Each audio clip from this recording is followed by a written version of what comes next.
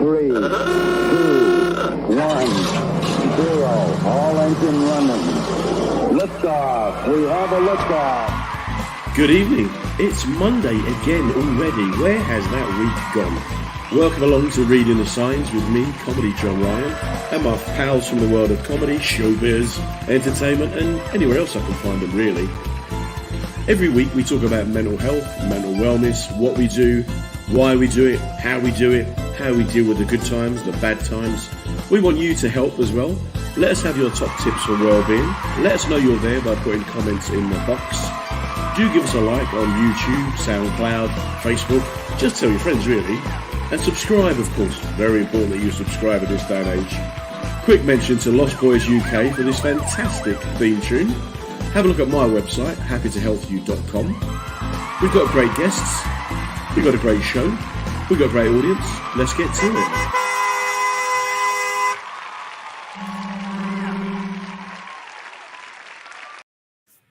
So here we are. It's Monday night. And what happens on Monday night? You get me in the Japanese laundry. Welcome along to Reading the Signs for another great week. Got a brilliant guest this week. But before we get on to that, what have you been doing today? How's it been? As always, let's start with the weather. It's been very hot today, so I haven't liked it. It's not been a good day for me today because it's been hot and sticky and I can't take the heat. But for you, it might have been a good day because you might like the heat. So the first thing we're going to learn this week, as always, is that we all interpret things in a different way. We can all be looking at the same thing, but it's affecting us different. And mental well-being is just the same as that. Something that hurts one person won't trouble another. So yeah, been a busy few days. I was in France and Spain last week working on a big Italian cruise liner. They are so classy, the Italians. I mean, I've done a lot of British ships over the years, but just something about Italian people, even the homeless people, just look sexy. I don't know how it works. It must be something they're eating. Maybe it's the sunshine. Maybe it's the Mediterranean diet. Who knows? But I had 5 days of it. I don't think it did me any harm. Probably didn't do me any good either. So this month is now Prostate Awareness Month. And although we're talking about well-being, it's always good to bear in mind that our physical health also impacts on our mental wellness. So guys, anyone over 50 out there, get yourself checked up. Go and get your bits examined. Go and it's not painful. You can get a little blood test. But for our cousins from the BME community over 40, go and get yourself sorted. No reason not to go. You look after your car, so look after yourself. Anyway, onwards and upwards. This week's guest is a very special friend of mine, actually. I'm really chuffed to bits that he's agreed to come on. I first met Rudi Lickwood in about 2001. I'd seen him on stage before, and he was, for me, one of the big hitters on the comedy circuit. And anyone who knows him knows he's a mentor. Very, very positive. Definitely one of the most important people I've met in my comedy career. Has given me enough advice to fill a book, but also been very supportive and very understanding of my kind of unique needs. He puts up with me, basically. We've been all over the world, and I consider him to be a proper friend, not just a showbiz pal. Anyone who meets him will tell you that the guy is there for his community. When I say his community is anyone that he can help, basically. Very well respected especially around northwest London, but also across the UK, Europe, and anywhere he's been will always leave a mark. And I'm hoping that this evening will be no different. What I want you to do is, if you are listening, is put a little comment in the box on Facebook, on Twitter, YouTube, Instagram, all them places. You know where he is. Anyhow, enough of that. What I want us to do is give a nice big welcome to the man himself, to Mr. Rudi Lickwood. Look at that. Got his own audience trapped under his desk, man. How you doing? Oh, man, I'm all right, you know. The thing is that as a brother, people would assume that I would like the sun, you know what I mean? But I'm not a great fan of the sun. I ain't, man. I ain't. I like a bit of drizzle, me. I like a bit of drizzle myself. You know what? That's the Irish influence, that is, right? Well, that's you rubbing off on me, man. Because I remember the first time going up to Edinburgh with you, and you had all the windows open. Yes, I was like, what's going on here? What's going on here? You know, it was freezing. the room was freezing. You weren't freezing. The It's room heat was wave. Heat the wave. room was freezing. You was like, no, mate, it's too hot in here. It's too hot. Couldn't take it. No. Couldn't take the heat. Couldn't take the heat. So what have you been doing today?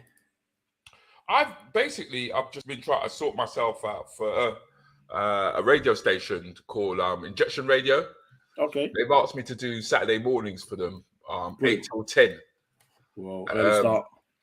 Yeah, but I'm not really. The thing is, I'm not really a DJ. Do you know what I mean? I like the creativity of what they do. But I don't see myself as a DJ. So I'm gonna turn it into like a talk show sort of thing. Yeah, you can play little bits of music. There's ways of doing it. Just want to do a quick shout out to Robert Van Buren. He comes every week. Thanks for coming along, Robert. Mate, for nearly a year, I thought this man was like a psychologist counselor living in Spain. And he's where does he actually live then? He lives in England and he fixes watches. So that just shows how much I listen.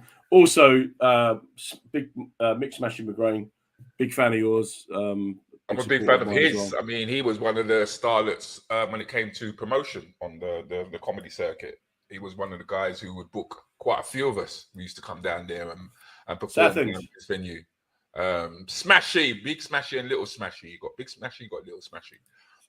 Very good friend of mine. All throughout the pandemic, he was somebody that I was communicating with because everybody had difference of opinion in terms of what they thought and what they didn't think. And nobody seemed to be up for a healthy discussion on things because everybody was questioning where they was getting their information from. I believe in a guy who wears a white jacket, but I don't necessarily just follow everything that he says. I tend to listen to both sides and I'll make up my own mind. I've always been that way. Yeah. Very strong. Were you like it as a kid? Were you very strong-willed from when you were young? I was very, as a kid, I was just programmed to be a winner, really.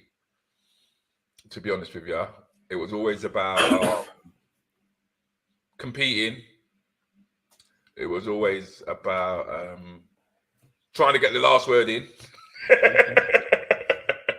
and I guess that's where the whole thing of being self-opinionated came from, and looking at the world from my own perspective. Obviously, I always listen to reason. That's something I would always do, but it doesn't necessarily mean that I'm going to agree with you because you're shouting at me. Yeah. So where in the pecking order, where are you in the family? Second child is usually the most talented. I don't know if that's true or not, but I'm just trying to get it into popular thought. Well, I don't know about that. So everyone should agree because I'm a second child. Is it you're a second child as well? No, yeah, my elder brother Kelvin, he was phenomenal, man. I mean, he would pick up a book, read it, and then get a distinction straight off the bat. I'd pick up the book, read it, pick up the book again, read it, spend 3 weeks on it.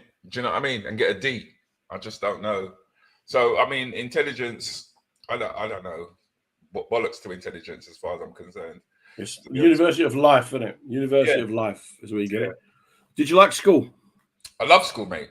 I love school. It was one of my greatest times was in my life was at school because I had no responsibility. For one, I was meeting a lot of people outside of the family who had different points of view and different ways of looking at things. And even when I never lasted a term at my secondary school. I was always kicked out. But the things is that what we used to do is we used to go like to the British History Museum. We used to go to museums and stuff.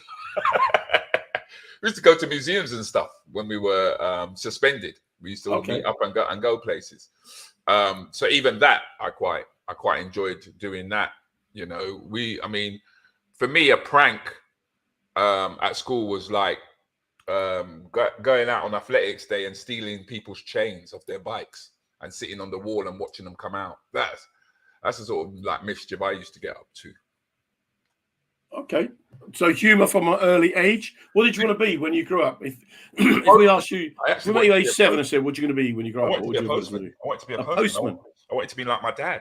Wow, my dad was a postman. I mean, I think it's through the way that he used to think was that you deliver letters to everybody.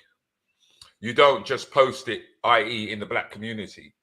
So because he was delivering letters to everybody and he was coming in contact with everybody before he stepped up and went into management. And even when he did go into management, he still felt as though he was being suppressed. He wasn't really, getting his dues. But I think at one point I wanted to be a postman. And then I remember that I remember in my school play, no, when we had our fancy dress at school. Yeah, that was the first thing I dressed up as a postman. And then I knew I was going to get into comedy later on. Was I think 2 years later when we had another fancy dress. This was at infant school, and I dressed up in bandages, and I put a sign on me, and it said, "All because the lady loves milk tray." I thought, yeah. Got it. The kids didn't get it though. The teachers got it. Yep. The teachers loved it. Yeah, but I mean, I think I must have come 10th or something like that. But I thought I should have won that. I thought I should have won, but they weren't ready for me, man. We need VAR. We need to look at it again. Yeah, they weren't ready for me, John. They just weren't ready for me, them kids. So then secondary school then doesn't sound like it worked out as much fun as primary school. Not really, because I went to an all boys school in Neasden called John Kelly Boys. And in truth, the educational system was not designed to encourage us to look any further than the factories that was built up in Park Royal. And a lot of us, I think, were way past that. Our aspirations were a lot higher than that, but we didn't know how to get there. And the school was not directing us in to look any further, really. I mean, my college was Willesden. They had a college in Willesden, and I did electrical installation there. But no, secondary school. I love school. Don't get me wrong. I love school, but the teachers that they sent to us, the attitude,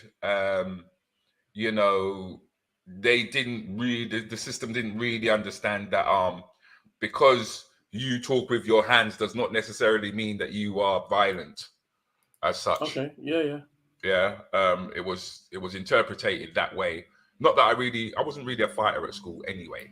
But I would talk back. I would debate, and I never really let the teachers off the hook.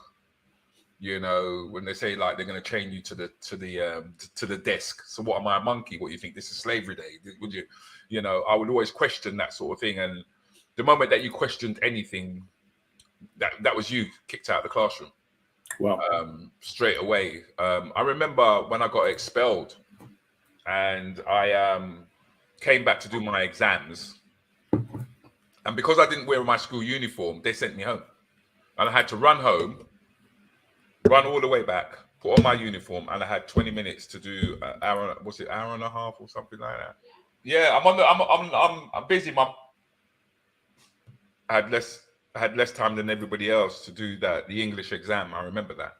I remember that. That is something that's never left me, actually. Yeah, sometimes it's just punishment for the sake of it. Punishment for the sake. Like last night, I watched Scum. Do you remember the movie Scum? Yeah, I remember Scum. I watched it. Use your tools. What tools? That's it. Yeah, I watched it for the first time in about 30 years, and I was horrified, mate, by the language they used, by the kind of how the institution was run. You think that I can't believe that's how things were at that time, but they were, and how kids today would react to it. So that kind of being authoritative just for the sake of it, just nitpicking. Yeah, but I mean, the funny thing is that in my area, going to Borstal was a rite of passage. If you hadn't gone to Borstal or you hadn't been to a young offenders unit, you couldn't be part of what was going on the street. Right.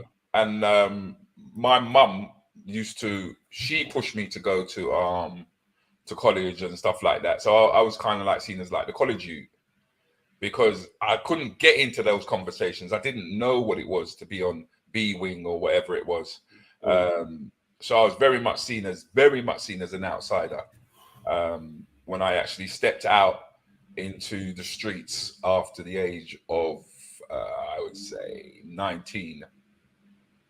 Once I stepped out onto the streets, I was seen as something else. I wasn't seen as part of the street. But do you think then that, like looking back, do you think that you needed more guidance or less guidance or someone to just understand more? I think I needed my father at home, to be honest with you. Okay. But ideally, that was never going to work. Simply for who he was and what he was about, and how much my mum was prepared to take. But I think a father at home would have made a difference, because then I wouldn't have felt that that was a role I needed to take on. Yeah. Yeah, I can see that. So, what was your first job when you left school? First job, working in Tesco. I worked in Tesco because I was doing part-time work before that in Tesco. So the quickest transition for me into the workplace was to follow through. But before that, I was doing paper rounds and I was doing the milk round. I used to love doing milk round, man. That was wicked, man. Sitting on the back of the milk tray and just... What, just helping the milky? Nah, man, that was pocket money, innit? Pocket money before Bobber job. Remember the old Bobber job? You used to get little bits and pieces that way. But yeah, the first one was working in Tesco. But that really wasn't for me. Retailing weren't for me.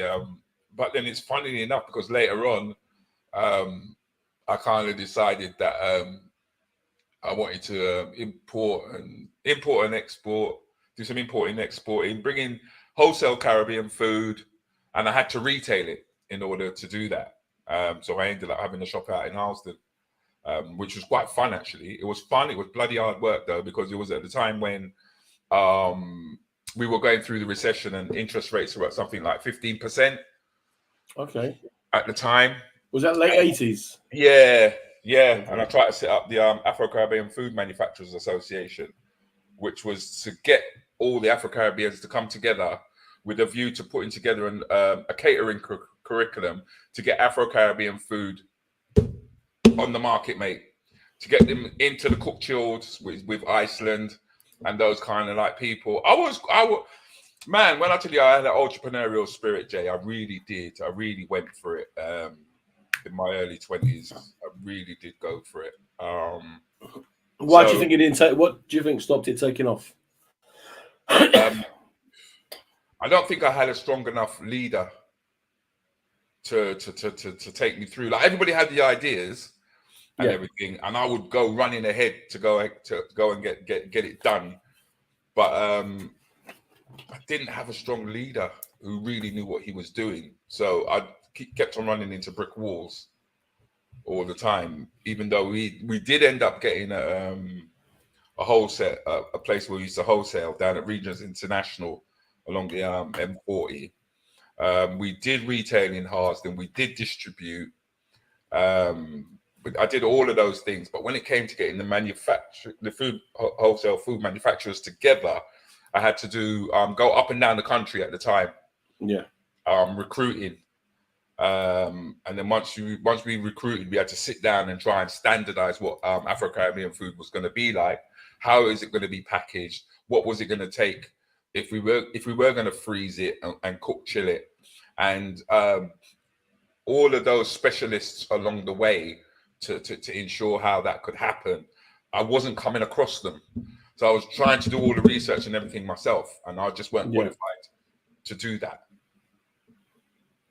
Yeah, I can see that your ideas are there bubbling away, and you're trying to make a difference, be the difference, and do something, which is covering. What made you decide to do the comedy? That was an accident. That was a total accident, because for me to go into the food industry, I then had to go into it. Because, like I said, there weren't. So it meant that, right? Okay, so we don't know about the hotel and catering. All right, let me go into the hotel and catering industry and find out. And it was from working in one of the restaurants down at Southampton Road, which is just off the Marylebone Road. I was working in there, and a famous jazz musician walked in by the name of Art Blakey. And he asked me. He said, "God damn it, Mr. Murphy, what you doing here?" And I thought, who's he talking about? And he's talking about Eddie Murphy at the time. Oh, wow. Yeah. So he told me that I had this look, a look just like Eddie Murphy. And Let me see if I can get this for you. There you go. Wow. Yeah. Yeah. I see that. Yeah. I see that. Yeah. So what happened was, because a lot of the people who were working at the restaurant were out of work actors and actresses, they took a photograph of me and sent it off to a lookalike agency. Right. And then the next thing I knew, Beverly Hills Cops came out, and I was traveling all over Europe promoting Beverly Hills Cops. Wow. That's how I got into that is how I got into comedy in the first place. But So you did a lookalike thing, and then did you have to talk when you got to places? No, because I was a lookalike. So all I had to do was turn up. They would surround me with. They would give me the limousine. They would give me the bodyguards. They would give me the females. I wish I had pictures of it now. I'd show you. They'd give me the females on either side or whatever, so people couldn't get close to you. And then they just start taking pictures. And at the time, what they were doing was they were getting me to go around to all the different owl prices. Do you remember Owl Price? I remember Owl Price. Yeah. Yeah. So first of all, it was like promoting the film. Mm-hmm. Yeah. And then later on, when it went to DVD, it was promoting the DVD. In between that, anything else that he did, and in and around Europe, I would be his lookalike. Wow. So I was just part of his promotional budget, though. That was all. Because when I tried to actually get hold of Eddie Murphy to talk to him, he lived in a place called Bubble Hill or something like that, they called it. I can't remember exactly. And I got in touch with his business manager. And his business manager goes, I said to him, yeah, man, my name's Rudi, and I've been doing some work as Mr. Murphy. And he just turned around and he goes, you've been impersonating Mr. Murphy? And I went, yeah. He goes, do you want us to sue you? And I just looked at my one-bedroom little flat that I was in at the time. I put down the phone, bro. I was like, no. So I never ever got to meet Eddie Murphy, but I did a lot of work. I did a lot of work for him when it came to. So did you get a buzz from that role? I got more depressed from doing that. Believe it or not. Okay. Because can you imagine what it is like to live like Eddie Murphy for 3 days? Right. Yeah, and you're traveling the world, and then you have to go back to Haskell House in Stonebridge in a pissed up lift. Do you know what I mean? You begin to realize just how much more the world has to offer. You know, so it wasn't a depression as in crash depression, but it's a realization of sadness. Yeah. And then what happened with doing gigs? Where did that come from?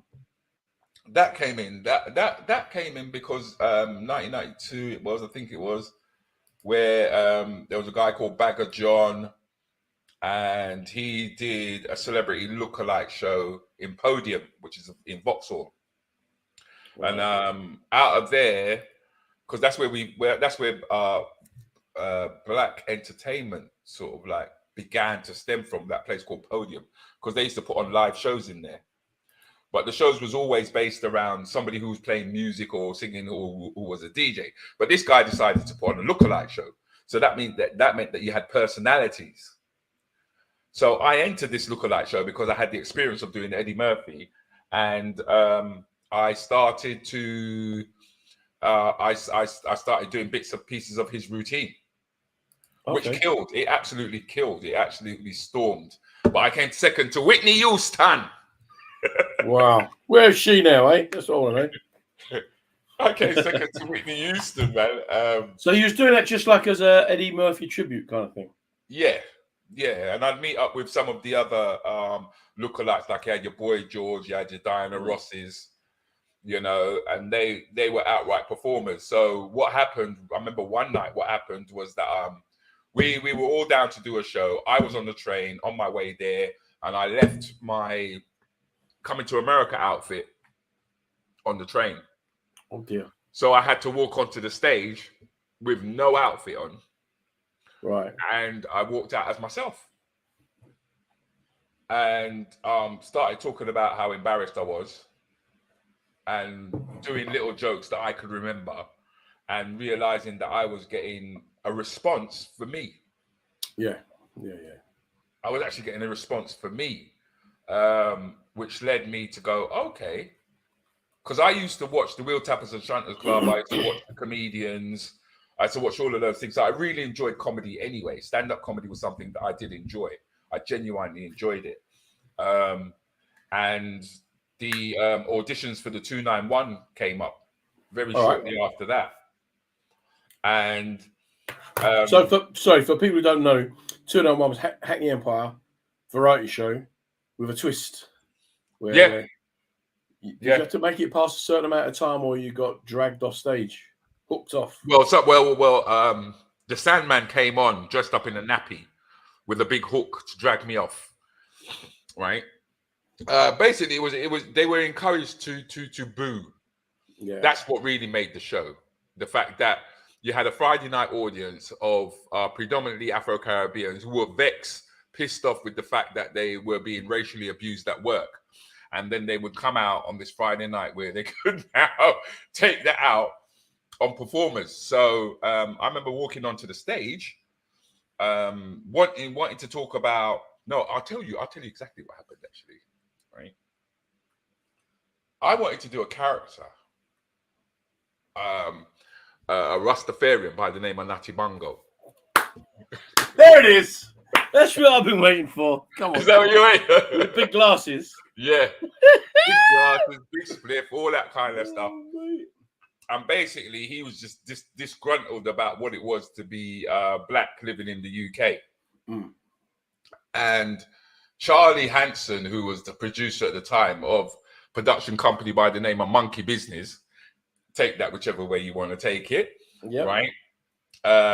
Who came out of the Black British Cooperative, right? These were the people who brought you like Janet Kay, Victor Romero Evans, all of those guys, right? Who were our first Black British actors at the time. So I came out with this character and I was talking about how I felt disgruntled about being in the UK. And Charlie said to me that the character would be seen as being offensive. Because the chances are, if it was to go out on Channel 4, there'll most probably be some old people or people who live in the suburbs who would find him quite offensive. Right. So his suggestion to me was that I take the locks off, take the glasses off, get rid of the spliff, and come out and do the same routine. Right? Right. Okay. Me, at that time, green as hell, not realizing that by taking all of those things off, I'd lost the character. I totally lost the character. And at the same time, DJ Elaine, when she introduced me onto the stage, she introduced me onto the stage as an Eddie Murphy who does Eddie Murphy lookalike, as an Eddie Murphy lookalike. Right. So I walk onto the stage looking nothing like that at all. Right. Doomed to fail. Nothing like that at all. I'm coming out. I'm talking about what it is to go to the job center. They're not interested in what it is to go to the job center. They can't hear a Jamaican accent. They can't hear no street talk coming out of me. And they just booed me relentless. Now, for me, that was the first time in my life I have been told that I failed at something. Wow. That was the first time in my life. Wow. Nobody, I didn't know what it was to fail. I knew what it was to come second. Yeah. Yeah, but to actually and it's funny for me to hear you telling that story again. It's just, yet again a performer taking bad advice from someone who wants you to fail, and it's like nothing's changed in the 40 years since, has it? Because all these reality shows and all these, Britain's Got Talent, all them things, they if they can twist it to make you look bad, they do it.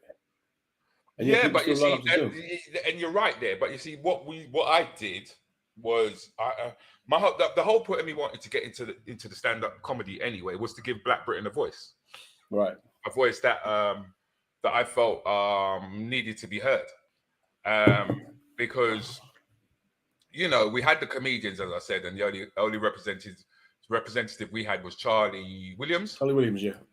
Yeah, and Lenny Henry, right? But there was a Black British voice that actually wasn't heard. And even as I started to go into onto the comedy scene in what we would call I would call it the Time Out circuit, because that was a magazine that everybody used to read. Yeah. Right. And they used to have workshops that you can go to. So I used to go to a place called Jackson's Lane. And when I got up and I started to do my stick, I kept on being told that, oh, they're not going to understand this. They're not going to understand that. And I was like, nah, man, they're going to understand. They're going to understand. Yeah. Not realizing that really and truly, it wasn't just the tutors that I was up against. I was actually up against an institution. Yep. Who was the tutors? Do you remember? Was anyone that we'd know? Anyone that went on to? No, I don't really want to call name anyway. Didn't Ricky Gervais? Didn't he go there? I've got no idea, and I don't really care, because at the end of the day, no, it's quite a big established comedy course. It's one of the best ones. It was one of the best. But the thing is that what it told me is that we had to set up our own comedy school, which we did. I did that alongside Keith Palmer, because I met Keith Palmer at the 291 Club as well. And through us setting up Britain's Got Talent, now you've got the guy who won it. Axel won Britain's Got Talent. Kojo got a button on Britain's Got Talent. Nabil Abdullah Rashid got through to the finals. You understand? Toju did not go through the school. Toju, Dame Baptiste. Judy Love. Yeah. Because the thing is, you can't go into a job centre and see comedian. So the thing was how are they going to get into the industry? Now, being one of the first generation Black British, I felt a sense of responsibility to create that. Yeah.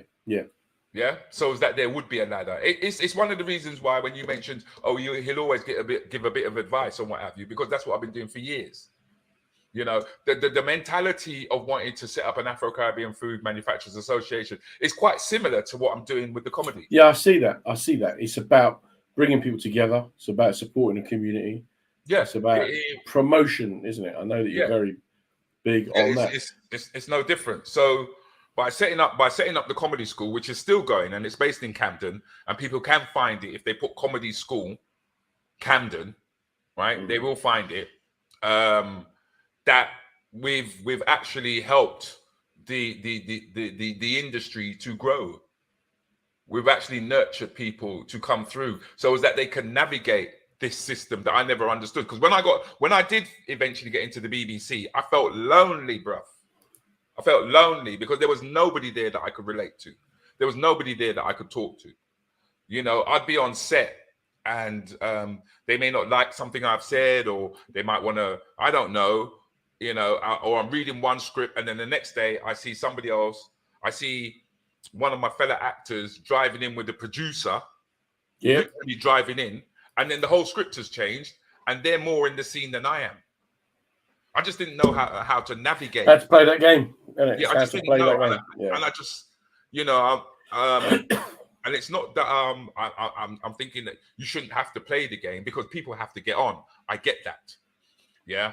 But you shouldn't necessarily have to leave your culture behind, because now Black British culture is all over everything, in the way that we talk, in the way that we speak. You know, you could sit on a bus and you hear the language behind you and you turn around and it's an Asian kid and a white kid who are talking to one another, but it's Black British language that is coming out. We're not speaking Gujarati. Yeah, we're not saying apples and pears. We're saying, you understand what I'm saying, fam? You get me, fam? Where's all that coming from? So as your generation, because like Curtis, another good example, great comics, never really got that break, either of you, and there's a few more. But do you feel now it's easier for the young ones coming through? Thanks to I wouldn't say thanks. George Floyd made a big difference, whether people want to accept it or not. All right. Yes, it has made it easier because you did have the likes of Roger D, myself, Junior Simpson, Marcus Simmons, There were various other brothers. I can't remember them off the top of my head. Who was going up and down the country, killing. Well, Gina was classic, circuit. wasn't it? Gina Yasha. Gina came after. This is what I'm saying. Gina was still. I love Gina. You know what I mean? And yes, Gina as well. But we're all standing on one another's shoulders. Is what but Gina had to leave the UK to get you hit a ceiling. Once you hit that ceiling, when the real McCoy came out, which was after the 291. The real McCoy was not supported in any way. There was no advertising on either side of the real McCoy to boost the viewership. In fact, the format from Real McCoy was taken off the Real McCoy and it was given to Goodness Gracious Me. Yep, it was the exact same format. You know, not one of the artists was developed. Not any of the writers, not not Leo Chester, not Eddie Nesta. Leo Chester was hilarious, man. I mean, Leo was on another planet. But then the thing is that from the time as a Black British comedian showing any form of intellect, you were seen as being pious. You were seen as being having a chip on your shoulder. But what I discovered was that the actual audiences never took it that way. Yeah. Audiences never. I mean, me and you was in. Where were we? We were in. It's not Bolton, and there was a riot going on. Oldham. Was in Oldham. I'll never forget it, mate. I'll never see anything like it. Petrol bombing people outside, Asians fighting, white people fighting, and we're in that theatre. And what was I talking about? I was talking about what it was to be British and how we should all come together. Blah blah blah blah. Yeah, blah. yeah. The black man walks on stage. Yeah. Says, I'm not outside fighting. I'm in here talking, and then brought it together. Use comedy to bring people together. That's what I'm saying. I always see comedy. I see comedy as a vehicle. Yeah. It depends on how you want to use it. I love the way that you've used it, John. We've spoken over the years. You know what I mean? I mean, you were struggling, if I'm correct me if I'm wrong, right? But you was looking for your place on the circuit. Yeah. Do you know what I mean? And it's like, what is your niche? It's not that you couldn't compete with your fellow middle-class white person, right? It's just that the environment weren't set up to include you that same way. So you went out, you had your Irish community, you did your radio, you did your writing, you found you took the comedy and you used it as a niche with health. And look at you now. I'm talking to you. Do you know what I mean? Like you're in China. Japanese laundry, mate. There's a brothel behind it and the washing's going on there. But then how is that different? I mean, I believe it's different, and I've said this enough times to people that from when I started, again, it's a very white, middle class, male dominated industry, and it was always a case that for me, people like yourself, Junior, Gina, Curtis, always very supportive, but it's really that cutthroat competitive things. I think we saw that the first time when we went up to Edinburgh. And you had your kilt, and you just realise you're not going to be part of this game, mate. They're not going to let you in, but they're not going to let me in either. No, but then but it depends on what you're saying, and it depends on what you're about, and it depends on where your principles lie. Is what I found, because I think it doesn't really matter what industry you're in, you have to play the game, because it's not your industry. But you see, if you're going to get the best out of any industry, you need to have different people contributing. Yeah, you have to have the right people. Well, look at Axel as a good example, right? Very, very funny guy, hungry and all the rest of it. But he won Britain's Got Talent on a Saturday, and by Wednesday, he had a national tour good to go. Yeah. Now, they didn't wake up Monday morning and put that tour together. No. You know, it's about preparation meets He was ready for it, because this is what I'm saying. The whole point of the comedy school was to prepare people. It was to prepare them. Axel had been performing in front of audiences up to 1,500 to 300 on a regular basis. This is what you get when you work on the black circuit. Yeah. It wasn't a case of all of a sudden, you know, he was just there. He was there and he was ready. He had already done stuff on Amazon Prime. Yeah, that's no secret. But at the end of the day, that was hard work. Mate, absolutely. It's that thing about opportunity met preparation. I'll be interesting to see how Nabil will develop, because he won it, he done it, during lockdown. Right. So that kind of whole buzz thing didn't get the same buzz. They're different No, characters. it's not going to get the same buzz. But then on another thing, my thing is that Nabil is intellectually on a different level in comparison to absolutely. Axel. Absolutely. Axel is light entertainment. Yeah. Yeah. Yeah, just good. Kojo, same. Yeah. Just good to be Saturday night takeaway. Yeah, that's fine, and there's absolutely nothing wrong with that. Nabil's comedy is a lot more challenging, and whether or not they will be ready to let him in. But from what I'm seeing, the type of shows that he's doing, the type of gigs that he's doing, because I do question some of the things that you say, John, in terms of whether or not you can actually make a living on the comedy circuit, because the comedy circuit, to make a living, is actually, it's unlimited, but it just depends on who the door opens to. But it is actually unlimited. Yeah, the scope of what you can achieve. But it's not everyone. This whole thing of everyone starts at the same line. On your marks to set go, and everyone charges towards a finish line, and first one there wins. Yeah, because there's obstacles, the courses go different ways. 100%. I don't think it's possible for 99% of performers to make a living purely. But can we say that we could say the same thing with football? Absolutely. In fact, I think football's even harder than comedy. I think the wastage is just horrendous with football. The way and they live on people's dreams from when they're 4 or 5 years of age. Right. Whereas most comics, at least again, and there's adults, some misguided, but you get guys that are, my son's friend was signed up by, I think, Crystal Palace or Charlton at 15. It's going to be the next big thing. Little car accident later. Woo! Broke his foot, done. My mate Stephen, in a pub, big fight, he backed his mate up, ended up with a 2-year prison sentence, done.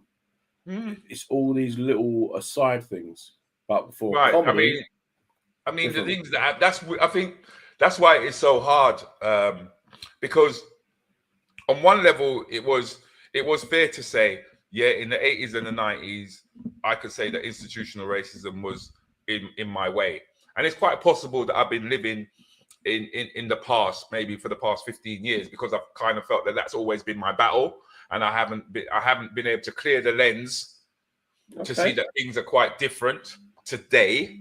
If you follow what I'm trying to say, So that could have that on one level could have held me back, just the way that I think, But it's not enough of an excuse now, because the sheer fact that technology has come in, and we can go directly to the public now, and they decide.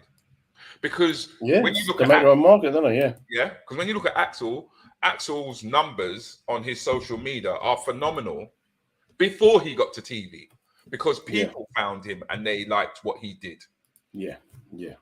Whereas I know of professional comedians who are excellent, right? Because of the agents that they have got, who have put them on shows on a regular basis.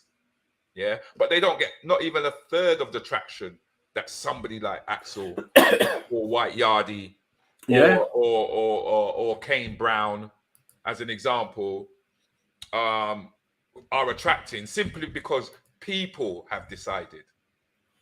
Not our gatekeepers. I want to just we'll talk about gatekeepers and how it's changed. Smashy saying he never considered colour when he booked comedians; he booked on laughter. Yeah, but smash. That's why we can't. When you're not even in on this art, not even in part of this debate.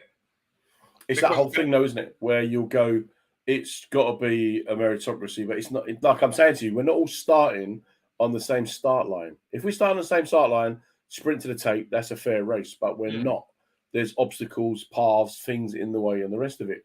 And I think that, I've seen you smash up audiences of. Listen, I've smashed up. I've always smashed up the audiences, and everybody knows that. There's no ifs or buts. It's a question of whether you like what I'm saying or not. And here's what I'm saying: when you come, you just now had a gentleman by the name of Smashy who was up. Smashy might not have agreed with everything that I said on that stage. That night. But if his audience says that this is okay, he's not lying, and we find this funny, I guarantee you Smasher would give me a booking again. Right? Whereas I've had people who have booked me, then I've met them at a club, only to find out that they're a comedian, right? They go up on stage and they die. Yeah. I go up on stage and I murder it, right? Mhm. And then they come back to me with a text. I don't think you're appropriate for our club. Yep. And I said, Yep. but you died. How comes I'm not appropriate for your club? I saw what you do. You died. Right in front of me, in front of everybody. You died, but yet you're telling me I'm not good enough for your club. Yep. It's all about power and control. Look at with a comedy store. If you do a comedy store benefit gig and you take the roof off, and then you may have to go, well, is it going to work here? Well, it just did. It just did, yeah. It just did. The proof is in the pudding. Yeah. But then what they stopped doing is allowing you to make the pudding. And that must have been so frustrating for you over the years. That's why I said I questioned my own personal virtues of, am I living in the past or am I seeing things for what they are? You know, because I kind of felt, oh no, they're going to hold me back. Oh no, it's not going to happen. Because I know how encouraging you have been towards me over the years, John. Yeah. But because we're having this frank conversation, I can say to you that in the back of my head, I'm like, they're not going to let me through, you can't go from the accolades that I got when I initially started for the first 10 years. Yeah. And then you're watching everybody fly by. And then you end up performing with those people who was flying by you. And you're still getting a better response on the stage than they are. And then you have to question them, what is it? What is it? And so then I end up saying to myself, well, I have to be true to me. What my comedy is about. I once went to a gig. My mate came with me, and the gig I was going to do a kind of Edinburgh preview type of thing. But it weren't that kind of room. You couldn't do it. They were raucous. They were drunk. And so I just did, a club set. Right. But afterwards, he went to me, wow, that was great. I really enjoyed that. And I said, no. He goes, what do you mean? I said, I didn't get to do what I wanted to do. And he said, what is your job description? Make them laugh. You did that. So go over yourself. I'm like, yeah, but you don't understand. He goes, no, you don't understand. You did it. You got laughs. They like. No, but he still doesn't understand, because when it comes to the reviews and what have you, that's going to be written, it's going to be written by some middle class guy who wants you to be expounding or pushing out his values. That's right. What he perceives to be funny, what he thinks it's all about, not what that room. Because at the end of the day, Jay, I perform to the people who are in front of me. Never mind what I did yesterday. It could have been a black audience yesterday. It could have been an Asian audience. Today I'm in front of a Turkish audience, right? What a black audience or what a white audience may find funny, a Turkish audience might not. Yeah. So I don't see myself in that respect. I don't see myself as a comedian. I see myself as a chameleon, because I'm the one who has to change. Yeah, because you change it. Yeah. But it doesn't mean that I change what I'm about. That's a nice little message from Ricky Tick. That's little bits of acknowledgement. So look, what I'm getting from you is very much a sense of you kind of know your place in the world, right? And you know what you can do, and whether you're allowed to do it is another matter. It's another thing. So how do you cope then? How do you not just lose the plot, just start setting things on fire, smash it up? Because it's a question of what is motivating me. What is the big push? I'm first generation Black British. Mm-hmm. Now I've got 3 daughters, 1 grandson, 1 granddaughter. So what am I going to do? Am I going to turn around and say to them, "Oh, you got to jump ship and go elsewhere in order to be who you want to be"? Oh, you just got to give up on your dreams and your passion. I don't have to say that to them. I just have to be. I just have to be who I am, for them to see that, you know what, if that's what you want to do, that's what you follow through on. It doesn't mean that I shouldn't be stubborn or hard-headed and not realize, you know what, this is a brick wall, go and do something else. Yeah, but it's that thing of not letting whatever system is there dictate to you, because ultimately you have been successful. You are successful. No, I'm a very successful guy, but it's only when you start to watch TikTok, Instagram, Facebook, can you then begin to feel inferior because of the little snapshots that you get of people in these unbelievable places doing unbelievable things, and you kind of feel that, oh my God, I ain't there, and that's where you want to get to. I'll never forget when you turn around to me, you go, you know what, Rudy? I goes, what? I want to do what you're doing, you know. Yes, mate. Went, what a blood clot this man I talk about. I was like, fucking hell. What do you mean? He goes, yeah, I want to do what you do, man. I want to close this. I don't want to do that. I want to do the military gigs. I want to do the corporates. Right. I want to compare. I want to headline. Yes, mate. Nobody. You and Kevin McCarthy, mate. And I'm like, yeah. I didn't go. I want to be like McIntyre, Jimmy. I want to be able to go into a room and make that room work. That's why I aimed to be, which is why I say that you've been one of the most important people in my career, because you gave me a benchmark to aim for. And if that pushed you along, that's great. If that built resentment, that's great. But for me, it's like, how do I get to that? I want to be able to do that. Close jonglers and close the glee but compare jonglers, or do a whole hour in jonglers on my own. Yeah, that's and I remember that. Yeah. I remember that, and that did stump me. But that's it. I think you just got to be. I just want to be the guy that tell that when my children look back and my grandchildren look back, they say, well, granddad pursued his dreams. Granddad pushed whatever the barriers. And because of the likes of President Obama, because of the likes of Axel, because of the likes of Judy Love, we can turn around and say anything is possible. Any and everything is possible. And as much as I may not be Axel, but Axel is still part of my journey, because I know that he came through the school, and I know what I put into the comedy school. It's just a different mindset, isn't it? Like you're not passing on the baton because you're still on the sideline supporting and encouraging. Totally. I mean, up to last night, I was down at the Backyard Comedy Club with Kojo. Kojo just flown in from California. Wow. Brought over a couple of Americans to put on a show, and it's good. It's good to watch your students grow. It's excellent to watch them grow and also be a part of their journey, because at the end of the day, one of the reasons why we hardly see any white people on TV adverts anymore is because my children's age group are now running things, and they're running things in a way with the attitudes that you instilled in your children, John. And I've instilled in my children. And the old guard are being pushed aside. And so because the old guard are being pushed aside and the attitudes that we're putting into them is why opportunities are starting to come again. Because no longer is it a case of, oh, he's got a chip on his shoulder.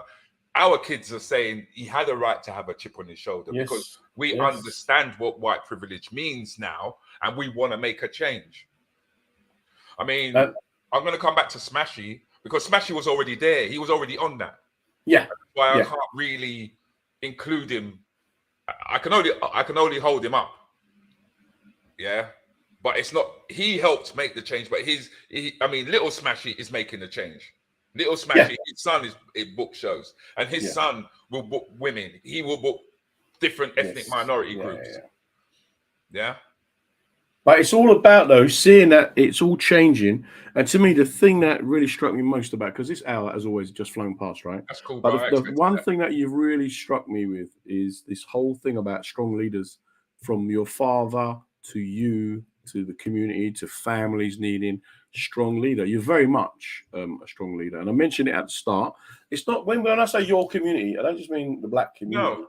I mean, anyone that comes into your peripheral. If they come into my peripheral and they're not dickheads, no, seriously, they're not dickheads. No, that's right. Then I will open my mouth. Otherwise, I'm going to shut up, John. I'm not going to say nothing. Yeah. But your help and support, like you say, it makes those little differences. It's those. I think I've always said to my kids, try and be the difference, and then you've certainly done that. I'm now going to have to go and get a huge picture of my face on my wall behind me so I could be like you. Mate, it's always a pleasure talking to you. No worries, but I think the one thing that you didn't actually get an opportunity to mention, I hope you've got it on, you've downloaded it so you can let everybody know about my book. Yeah, your book. I was going to give that a mention there. But we can do that. We can. It's just basically it's an outline of my journey. you know, of becoming a stand-up comedian and like how things kind of like derive today. It's just a snapshot of a bigger book that I want to do in terms of the history of Black British comedy. Yeah, the authorities. It's called The Authorities, yeah, which is basically pointing out that I'm an authority within this particular field that I'm in, which I don't think many would question, to be honest with you. And it's alongside some very prestigious other people. I'll let me see if I can find it for you. Seeing as you don't seem to have it up. Mate. That was my big finale was gonna. Oh, have I taken away your finale? You know that, see? No, it's with some big people in the field. Les Brown, you know, who is a big motivational speaker there on the circuit. You know, Dr. John Lacey, you know, Dr. John Gray, sorry. He did the book on Men Are From Mars, Women Are From Venus. Mm-hmm. You know, and Raymond Aaron, he's another best-selling author. But you see what you're doing again there, mate, is you're picking up other people. Shut up. It's about you. Put you first. It is about me. First. Yeah, exactly. So I'm going to mention the book. I'm going to speak to you real soon. You take care, mate. Stay safe. All right, bro. Take it easy. Take it all the best. That was Mr. Lickwood. Just an amazing guy. A really amazing guy. Very opinionated, like he said, but not one of those like ballroom lawyers who just bores you. Because one of the things about him is that you can make him see things a different way. He can argue that, you know, red is red and then persuade him it's blue and he'll listen. But it's all about that listening thing. The book, The Authorities, is out at the moment. Go and have a look. His chapter is in there. It's very good because it is about people who are authorities. Expertise comes from 10,000 hours of training. So pilots, I think you're not considered at that level to them. Medical consultants, 10 to 40,000 hours. This guy's done 100,000 hours of comedy, so he knows what he's talking about. So do have a little look out for the book, The Authorities, which Rudi has contributed to. As always, we got to kind of get back to reality a little bit. As I stated at the start of the show, it is Prostate Awareness Month. For the men in your life, please do encourage them, especially over 50, for members of the Black and Asian communities, whatever you call them these days, BME, just people, mate, from 40, go get yourself a checkup.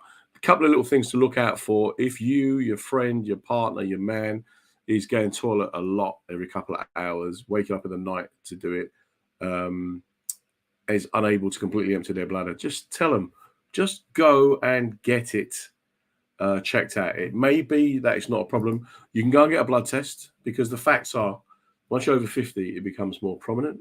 It's the most common cancer in men in the UK, and it disproportionately affects members of our minority ethnic communities. Family history and genes comes into it. I think it's 1 in 8 for Caucasian men, 1 in 4 for men from ethnic minorities. So do go and get it checked out. It's not the end of the world if you get it. Don't panic.